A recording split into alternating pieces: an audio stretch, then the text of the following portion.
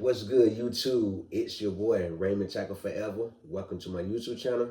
Today I'm about another video. Before I get into that video, I want to remind everyone that I leave a link to a different playlist in every description box. Take a moment to click on those links, run the views up, run the thumbs up, run the comments up, and if you feel the need to share the playlist, feel free to share the playlist. If you like my channel and find my content helpful, take a moment to subscribe and turn on post bell notifications. That way YouTube will notify you every time I upload a video. Today I'm about another story time. Today I'm sharing my thoughts on compassionate furlough leave. Compassionate furlough leave. While incarcerated, one day I was calling home to get my son to look into some things that I needed done and check the update on what I already asked him to do. And, we're on the phone handling everything. I asked him, did my sister-in-law reach out to you about anything? He was like, no, I haven't heard from him since the last time we talked to her the day you got arrested. So we kicked the bubble. I gave him another list of things to look into to get done and asked for the update and everything that I already asked him to do the previous day. Come to find out he's moving slow, taking his time to get things done, but I'm trying to express to him the urgency of how fast I needed stuff done. You know what I mean? Not when I call you. These are things that you should be working on for me while on your free time, not just when you're on the phone with me. Time goes by. He was like, hold on, somebody beeping in. While I'm on the phone, somebody beeping in. Okay. As he clicked over to see who it was, I noticed around the dorm I was in that one of my homeboys went to a stranger and asked a stranger for some shampoo instead of coming to me, someone he's cool with. So I went on a snap about it. Like I turned up on him right there about that. Like, yo, hold on, wait, that's a violation. That's something we don't do. You know what I mean? Like, we had to get some straightening about that. So me and him having words and everything, we going back and forth, whatever. My son clicked over. I heard my son saying, Raymond, calm down. I need you to focus. I need you to focus. So I killed that right there. Like I get back to that after I get done with this phone call. So now I turn my attention to my son and my sister on the phone. I'm like, hey, sis, what's going on? It's like, hey, I wanted to say something else, slick in the mouth, like, damn, it took you all this long to return one phone call. But instead of me saying that, it was so much I didn't want to know within a 15-minute phone call. So she was like, Raymond, I had something to tell you. And I repeated myself, like, something to tell me. Like, when I thought about my mom, I was like, please don't tell me you about to tell me what I think you about to tell me. Please, please, please don't tell me you about to tell me what I think you about to tell me. You know what I mean? It was a moment of silence. I done blocked everything I didn't say that was going on around me, my surroundings in the dorm. And it was just like, I'm sorry. My sister was like, I'm sorry. That's when I bust out crying. Like I literally bust out crying, like saying I'm saying I'm sorry. I messed up big. You know what I mean? And she was like, this is all too much. Like we just lost your brother last August. Now May, your mom to the same cancer. That's a lot to deal with. Then I'm locked up. That's also a lot to deal with as well. Like we taking it all in. Me and her is in agreement. Like, yeah, this is life. This is all happening too fast. You know what I mean? Life was coming too fast. Life was really coming like a speeding bullet to us, to me, And I cried for a moment. Then I just told her, just do me one favor. You know what I mean? She's like, what's that? Please send my mama home well. Please send my mama off very well. I already told the facility that all her clothing, they can have that when she passed on. It's a picture of her room on the AC that my brother had made one year, I think it was for Christmas or Mother's Day. Can you say it? Can you hold on to that for me? Just hold on to that for me. That's all I want. Everything else, you can donate it to the facility. It's like, okay. Then I told her, no, when I get out, I need you to teach me or explain to me the process to get a loan on my life insurance policy that way I can start shaking back in her hair. So, okay, I got you. We got the phone. Instead of me standing on the phone and talking to my son more, I went on and hung up the phone. You know what I mean? Hung up the phone, slammed the phone out, started back on the hood, Speed ran to my bed. I mean, that speed walk, but ran to my bed crying. Ran to my bed crying. Like, I got in my bed just later and cried. Like, punched and put a mad at myself. Because I'm mad that my mom passed away while I was incarcerated. And I'm also mad at myself for putting myself in the predicament to get locked up. You know what I mean? So I was mad about a lot of mixed emotions going on.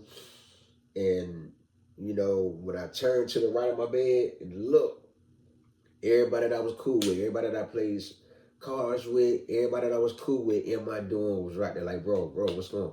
Skybox, what's wrong? Skybox, what's wrong, bro? What's going on, bro? You all right? You know what I mean? And I say like a good 5 minutes go by. That's when I went and explained to him. I lost my brother last August 2024 to colon cancer.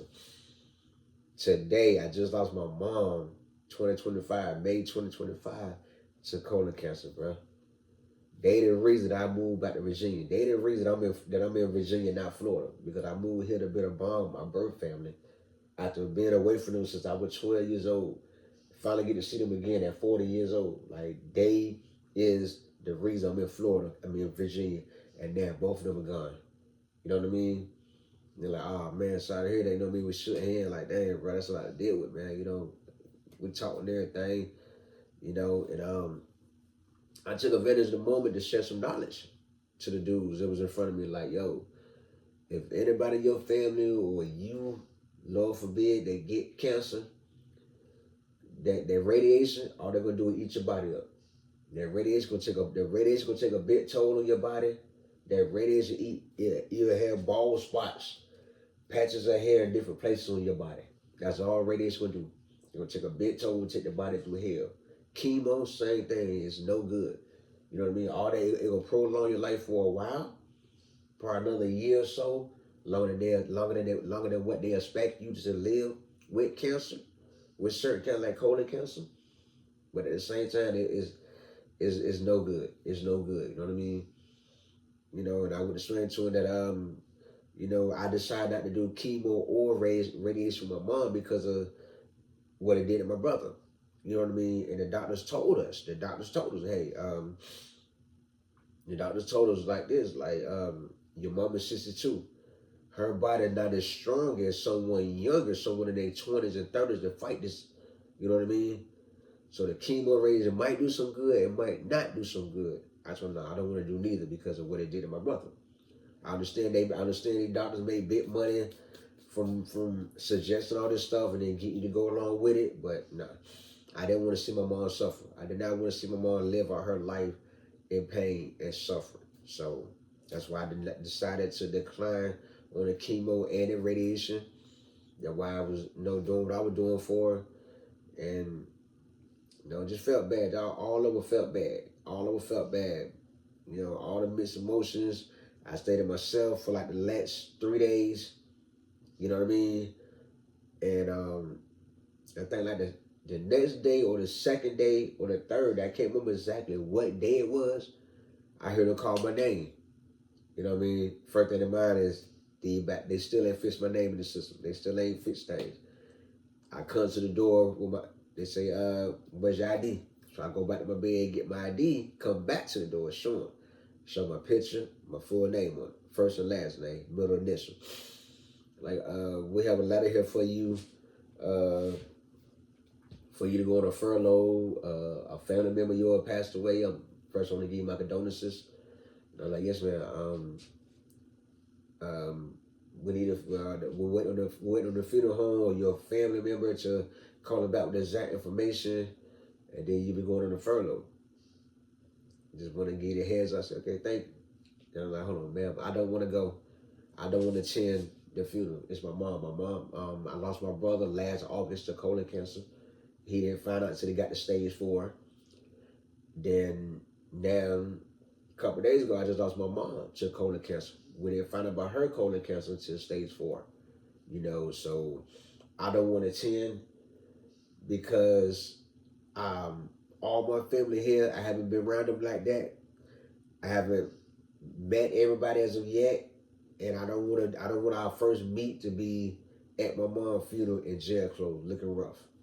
You know what I mean? I didn't want that. So I wanted to pay my respects when I get to the streets, where I can go to her grave site and pay my respects that way. I felt that was the most appropriate way to handle that situation at the moment.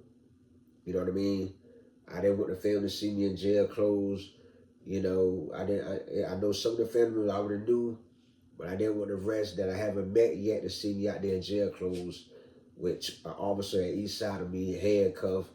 Can't no family member hug me, shake my hand, don't give me their condolences, and et cetera, et cetera, et cetera. I didn't want to go through that. I did not want to experience that like that. So I figured it was best for me to show my condolences to my mom when I get out. You know, so that's why I decided to not go to my mom's funeral. My sister-in-law, she sent the letter.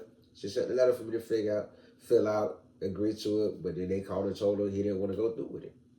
You know what I mean? And we left it just like that. You know, I was also mad for another reason that my sister-in-law had my mom's funeral lined up for the funeral home in the city my mom lived in her whole life.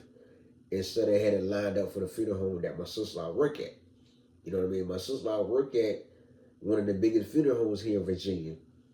You know, and you telling me you had my mom funeral at a funeral home that's in a whole other city where she lived? You know what I'm saying? I understand they all in cahoots, they all know each other, but at the same time, it should have been more respectable, you know, for you to have it at the one you work at. But she didn't for some reason. Maybe because she knew that I would be there in jail clothes and she didn't want all the police scenery at her job. Since everybody know me, you know, whatever the reason was, I wasn't cool with that part. But I didn't have much say because I was behind bars. You could tell me anything on the phone, and then when we got the phone, that'd be the end of it. You still do what you feel is best. You know what I mean? So I couldn't make a big deal about anything. You know what I mean? When they told me, I didn't find out what funeral home that my sister was going to have my mom's funeral at until they told me what funeral home it was when they came to me with a letter, the furlough. So, you know, that had me in my feelings as well. You know what I mean? I probably went out into the funeral looking at her and gave her a big piece of my mind. You know what I mean? Then me and her dad probably ended up in a fight with me handcuffed and all that. You know, I didn't want to go through that. I did not want to go through with that. So I decided the best thing for me to do is skip the funeral and pay my condolences when I get to the street. And that's what I decided to do. For a my shout out video the last Sunday in October, tell me to comment how you feel with it. Was you made that same decision? Someone, a close loved one of yours passed away and you was incarcerated. Was you still attend the funeral? Would you say, I'm gonna pay my respects when I get released from jail? Let me know how you feel about that in the comments. I give you a shout out, my shout out video the last Sunday in October. If you like this story time, take a moment to subscribe and turn on post notifications. That way YouTube will notify you every time I upload a new video. I do leave a link to a different playlist in every description box. Take a moment to click on those links, run the views up, run the thumbs up, run the comments up, and if you feel the need to share the playlist, feel free to share the playlist. And I'll see you on my next video.